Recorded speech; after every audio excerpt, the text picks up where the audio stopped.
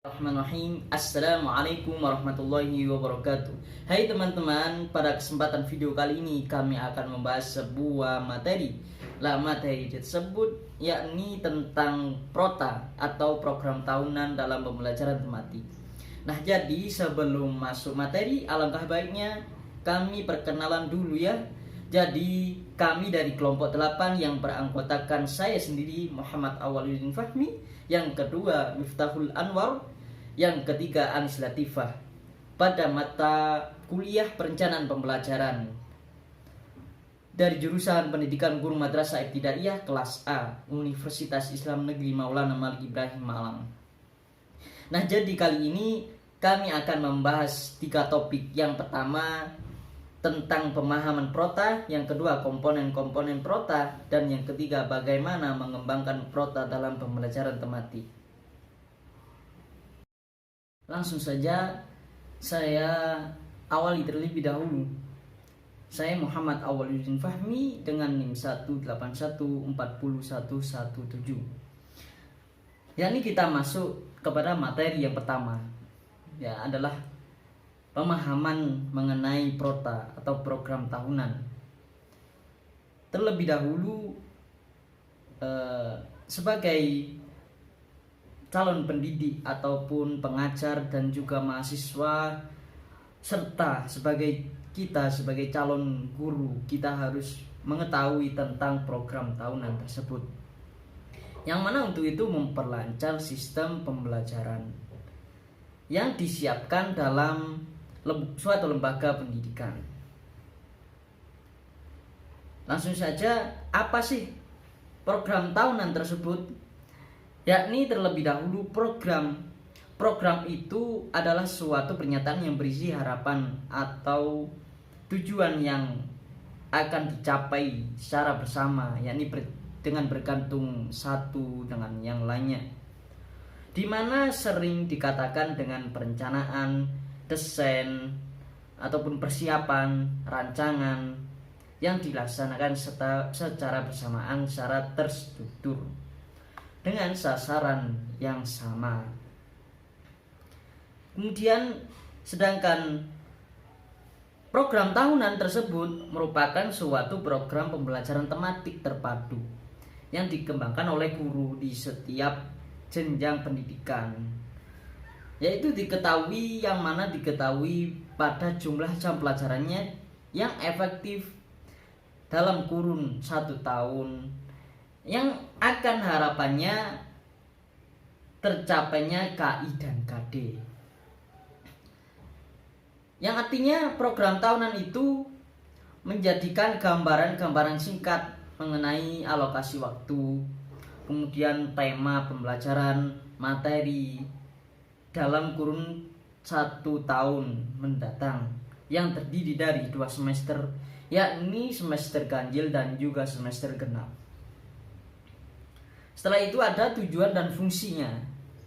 Yang pertama yaitu tujuan adanya prota atau dibuatnya prota, yaitu untuk memperlancar sistem pendidikan dan juga pembelajaran, yang mana ditujukan kepada kompetensi inti dan juga kompetensi dasar.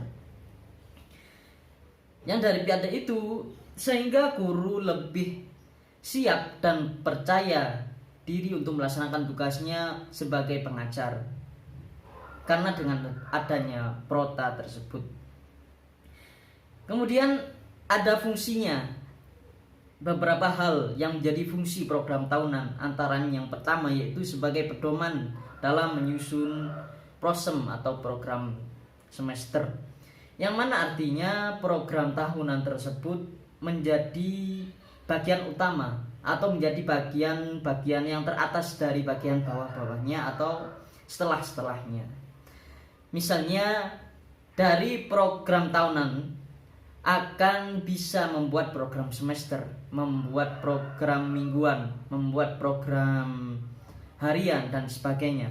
Kemudian yang kedua sebagai suatu program dalam muatan pembelajaran. Jadi di setiap mata pelajaran tersebut guru harus membuat program di setiap materinya dalam kurun waktu 1 tahun mendatang. Yang ketiga sebagai pedoman membuat kalender akademik. Yang keempat sebagai persiapan guru sebelum melaksanakan pembelajaran agar rapi dan terstruktur sesuai prosedur dari pemerintah. Yang mana artinya guru itu akan lebih tenang, akan lebih siap dengan adanya prota tersebut. Yang kelima yaitu sebagai acuan dalam rangka efisiensi dan juga mengoptimalisasikan dalam belajar. Yang artinya bagaimana baik guru dan juga peserta didik dapat mengefektifkan waktu dalam belajarnya atau tidak menyia-nyiakan waktu karena sudah ada prosedur, sudah ada program dalam 1 tahunnya. Setelah itu, setelah kita memahami dari pemahaman di atas, kita memahami juga apa pentingnya dari program tahunan tersebut, yaitu banyak masalah, yakni guru kewalahan dalam menyelesaikan materi yang akan diberikan kepada siswanya, yang disebabkan yakni yang pertama kurangnya kepahaman siswa terhadap materi yang disampaikan. Artinya guru kurang memahaminya juga. Artinya tidak ada alokasi waktu yang menjadikan patokan dalam pembelajaran tersebut. Kemudian yang kedua, tidak dirumuskannya alokasi waktu dalam 1 tahun atau prota, yang mana artinya guru tidak membuat rancangan waktu per materi per 1 tahunnya. Kemudian setelah itu ada hal yang diakibatkan dari hal tersebut, dan yang terlalu yang pertama, tidak terselesainya materi, tidak jelasnya alokasi waktu, tidak terkontrolnya kegiatan ulangan sesuai yang dikehendakinya. Kemudian yang keempat, tidak terstrukturnya sistematika pembelajaran. Kemudian tidak jelasnya pembagian materi per 1 tahunnya. Kemudian setelah itu ada hal juga dalam mempertimbangkan prota, yaitu ada 3 poin, yaitu jumlah jam pelajaran, struktur kurikulum yang berlaku, dan juga keluasan materi yang harus dikuasai oleh peserta didik. Jadi dari penyusunan prota tersebut, guru harus mengambil 3 poin tersebut, yang mana misalnya dari materi ini sesuainya jumlah jam pelajarannya jam keberapa, kemudian berapa jam, dan juga yang lainnya. Kemudian sesuai atau tidak dengan kurikulum yang berlaku. Kemudian yang ketiga yaitu materi yang akan diberikan kepada peserta didiknya itu sesuai atau tidak dengan keadaan peserta didiknya yang sekarang ini. Oke, baik. Saya Miftahul Anwar akan melanjutkan pembahasan mengenai program tahunan. Selanjutnya yaitu komponen program tahunan atau prota dalam pembelajaran tematik. Nah, dalam menyusun program tahunan ada beberapa komponen yang harus diperhatikan. Yang pertama yaitu identitas atau pengenal. Nah, identitas ini terdiri dari beberapa bagian. Yang pertama yaitu kelas, muatan pelajaran, dan tahun pelajaran. Nah, fungsi identitas ini sebagai penjelas bahwa program tahunan ini ditujukan untuk kelas berapa, muatan pelajaran apa saja, dan tahun pelajaran berapa. Jadi pembaca akan gampang paham. Selanjutnya yaitu format isian. Format isian ini terdiri dari beberapa hal, yaitu tema, subtema, alokasi waktu, semester, standar kompetensi, kompetensi dasar, dan materi pokok. Jadi dalam program tahunan itu sudah lengkap dalam penjelasan mengenai tema, subtema, alokasi waktu, dan sebagainya. Selanjutnya yaitu hal-hal yang harus diperhatikan dalam menyusun alokasi waktu untuk penyusunan kalender akademik. Yang pertama yaitu permulaan tahun pelajaran. Permulaan tahun pelajaran adalah waktu dimulainya kegiatan pembelajaran pada awal tahun pada setiap satuan pendidikan. Jadi sebelum menyusun kalender akademik, pendidik harus tahu kapan waktu efektif dimulainya proses pembelajaran pada setiap tahun. Setelah mengetahui kapan waktu efektif dimulainya pembelajaran, barulah dilakukan penyusunan kalender akademik. Selanjutnya yaitu minggu efektif belajar. Minggu efektif belajar adalah jumlah minggu kegiatan pembelajaran untuk setiap tahun pelajaran pada setiap satuan pendidikan. Jadi sebelum menyusun kalender pendidikan harus mengetahui kapan minggu-minggu efektif untuk dilakukan proses kegiatan pembelajaran. Di luar minggu efektif itu biasanya ada hari-hari libur yang untuk dilakukan belajar di rumah bagi peserta didik. Nah, selanjutnya yaitu waktu pembelajaran efektif. Waktu pembelajaran efektif adalah jumlah jam yang aktif untuk dilakukan proses pembelajaran pada setiap minggu. Nah, waktu efektif ini meliputi jumlah jam pembelajaran untuk seluruh mata pelajaran, termasuk muatan lokal, ditambah jumlah jam untuk kegiatan pengembangan diri. Nah, selanjutnya yaitu waktu libur. Nah, waktu libur adalah waktu yang ditetapkan untuk tidak diadakan kegiatan proses pembelajaran terjadwal pada satuan pendidikan yang dimaksud. Jadi, waktu libur ini tidak digunakan untuk kegiatan pembelajaran di sekolah, melainkan kegiatan pembelajaran individu di rumah masing-masing. Lanjut ke langkah-langkah penyusunan prota atau program tahunan. Nah, yang pertama adalah menelaah kalender pendidikan dan ciri khas sekolah atau madrasah berdasarkan kebutuhan tingkat satuan pendidikan. Seperti yang sudah dijelaskan tadi, intinya hal yang diperlukan dengan langkah yang harus dilakukan adalah saling berkaitan. Di sini kan kita menelaah kalender pendidikan. Nah, itu disesuaikan dengan tingkat kegiatan yang ada di sekolah. Misalnya kayak kegiatan internal tadi yang berbeda-beda setiap sekolahnya, seperti hari ulang tahun dan lain-lain. Yang kedua ada menandai hari-hari libur. Permulaan tahun pelajaran, minggu efektif belajar, waktu pembelajaran efektif per minggu. Nah, sama saja dengan yang di hal-hal tadi, bahwa kita itu harus menandai hari-hari libur yang di situ pastinya tidak ada pembelajaran tatap muka atau materi yang akan disampaikan.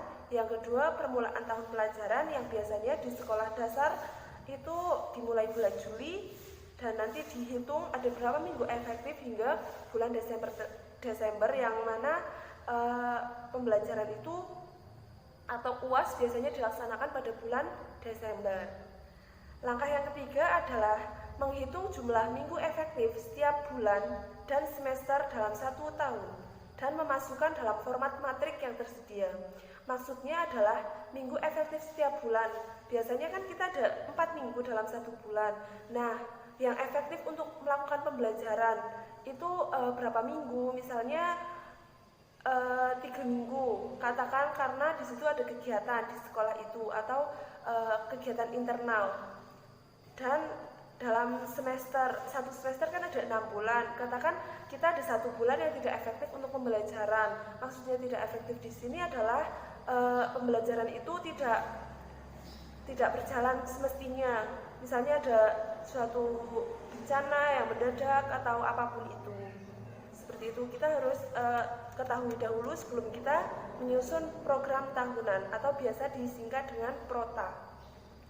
Langkah yang keempat adalah mendistribusikan alokasi waktu yang disediakan untuk satu mata pelajaran pada setiap kompetensi dasar dan topik bahasanya pada minggu efektif sesuai ruang lingkup cakupan materi, tingkat kesulitan dan pentingnya materi tersebut, serta mempertimbangkan waktu untuk ulangan serta review materi. Nah, di sini adalah peran guru kelas atau guru mata pelajaran yang sangat mendominasi. Jadi intinya jika contohnya materi pembelajaran atau mata pelajaran sains di SD itu disediakan 2 minggu efektif dalam 1 bulan.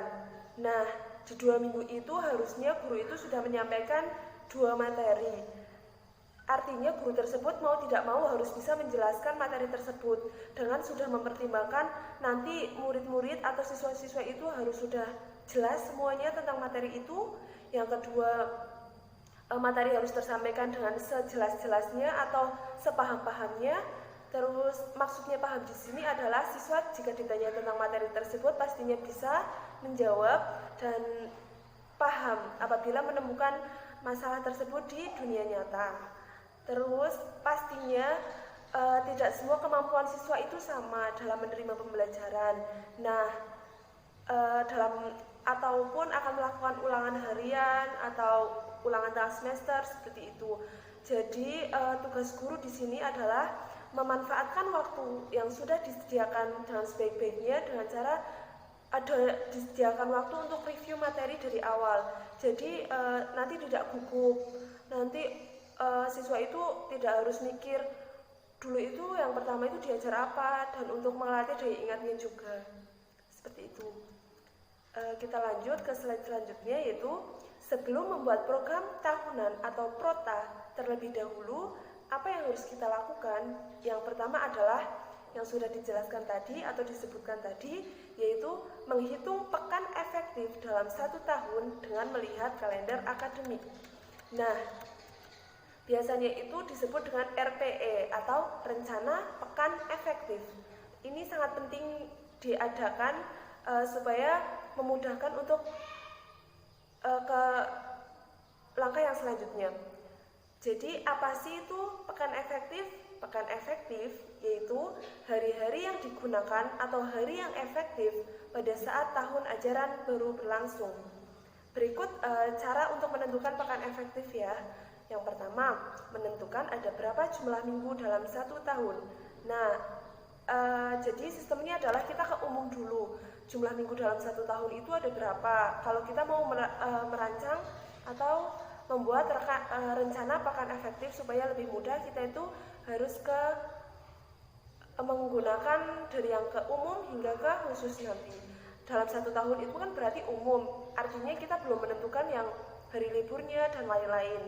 Langkah pertama adalah menentukan berapa jumlah minggu dalam 1 tahun. Jumlah minggu sudah ketemu. Yang kedua, menghitung jumlah minggu tidak efektif dalam 1 tahun. Untuk lebih memudahkan, karena minggu dalam 1 tahun itu banyak, dan untuk menentukan lebih mudahnya nanti dicari minggu efektifnya, kita tentukan dahulu minggu tidak efektifnya, karena tentunya minggu tidak efektif itu jumlahnya lebih sedikit dari minggu efektif. Minggu tidak efektif itu ya contohnya banyak hari-hari libur nasional, hari libur keagamaan, dan lain-lain.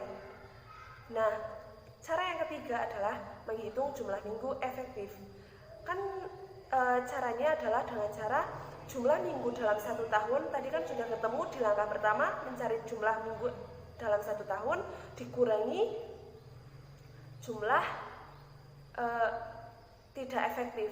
Nanti akan ketemu jumlah minggu efektifnya. Seperti itu. Langkah yang keempat, menghitung jumlah jam efektif selama 1 tahun dengan cara jumlah minggu efektif dikali jumlah jam per minggu. Nah, seperti itu. Jadi saya tegaskan sekali lagi bahwa dalam penyusunan rencana pekan efektif atau RPE itu harus berurutan dari yang umum hingga ke khusus. Lanjut ke kita lihat contoh analisis kalender pendidikan. Ini di tahun 2020 ya tentunya. Di sini biasanya itu menggunakan ganjil dan genap. Misalnya semester ganjil berarti itu semester 1, baik itu di kelas 1, 2, 3, sampai 6.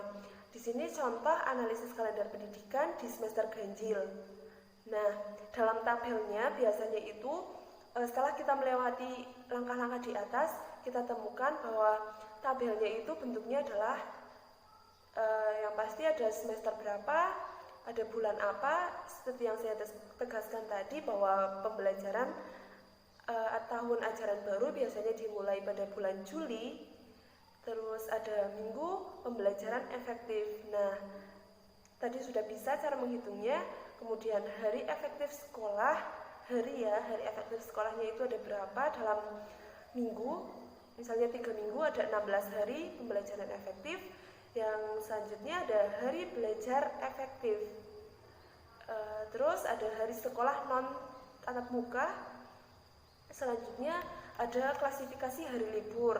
Misalnya di semester ganjil minggu kedua itu karena ada puasa, dan di libur nasional karena ada Maulid Nabi, contohnya seperti itu. Nanti kita klasifikasikan. Dan yang kolom terakhir adalah jumlah hari. Nah, setelah itu kita jumlahkan, kita klasifikasikan bahwa didapatkan hasil minggu efektifnya itu dalam 6 bulan ada 20 minggu, hari efektifnya ada 132 hari, hari belajar efektifnya ada 114 hari, dan seterusnya hingga akhirnya jumlah hari pembelajaran ada 172 hari. Seperti itu. Lanjut ke contoh analisis hari belajar efektif. Misalnya di semester 1 lagi, hari belajar efektif sekolah itu ada 132 hari. Ini itu turunan dari tabel yang tadi. Jika kita sudah ketemu, maka kayak dapat disimpulkan bahwa hari efektif sekolahnya ada 132 hari, terus minggu efektif belajarnya ada 20 minggu, terus hari efektif belajarnya ada 114 hari. Beda ya dengan hari efektif sekolah, ini hari efektif belajar. Lanjut ke hari libur nasional atau keagamaan atau hari libur sekolahnya, ada 16 hari. Nah, kita klasifikasikan lagi ke contoh analisis hari libur nasional atau keagamaan atau hari libur sekolah. Nah, di sini saya ambil contoh hari libur nasional keagamaan. Artinya khusus untuk keagamaan. Nasional kan bisa jadi hari kemerdekaan Indonesia, hari kesaktian Pancasila dan lain-lain. Tapi di sini saya contohnya adalah hari libur keagamaan di tahun 2020 ya. Di sini akhirnya kan diketahui bahwa hari Idul Adha itu pada Jumat 31 Juli, hari kemerdekaan RI pada 17 Agustus tentunya. Jadi kita itu tahu bahwa biasanya kan tanggalnya itu pasti sama ya, tapi di sini kita tahu bahwa itu hari apa, jadi kita bisa menentukan hari liburnya. Terus ada tahun baru Islam, Maulid Nabi Muhammad SAW, dan hari raya Natal dan lain-lain. Nah, seperti itu pembahasan saya, semoga dapat memberikan gambaran. Terima kasih. Wassalamualaikum warahmatullahi wabarakatuh.